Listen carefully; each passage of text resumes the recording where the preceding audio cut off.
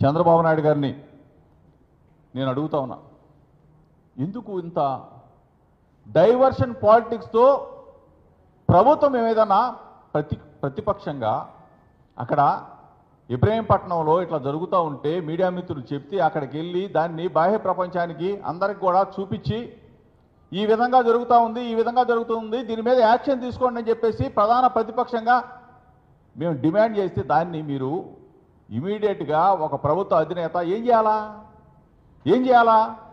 ఇది ఎక్కడ జరుగుతూ ఉంది, ఏ ఊళ్ళో జరుగుతూ ఉంది, ఇంత వ్యవస్థని ఏ విధంగా 16 నెలలుగా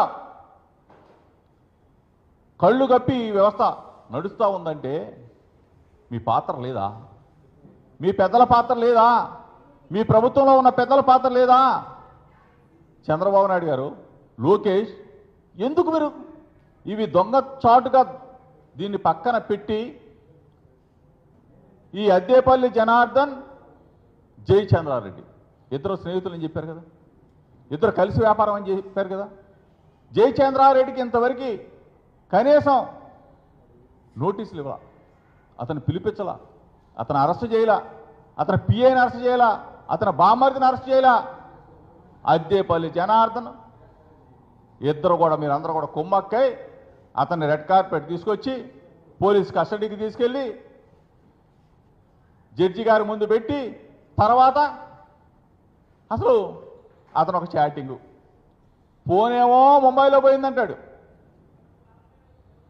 ఆ ఫోన్లో నుంచేమో ఒక వాట్సాప్ చాటింగ్ జరిగిందని చెప్పేసి జోగి రమేష్తో అని చెప్పేసి ఒక లీకు, నేను మళ్ళీ దాని మీద ఒక కంప్లైంట్, లేదు జోగి రమేషే చేయించాడు అని చెప్పేసి ఫోన్లో మాట్లాడతాడు, వీడియో కాల్.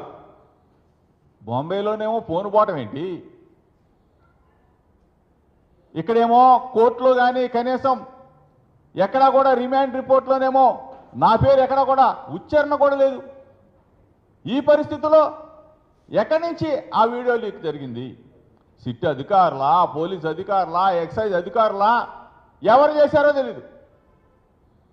ఈ వీడియో లేదు వాట్సాప్ చాట్ ఎవరు చేశారో తెలీదు.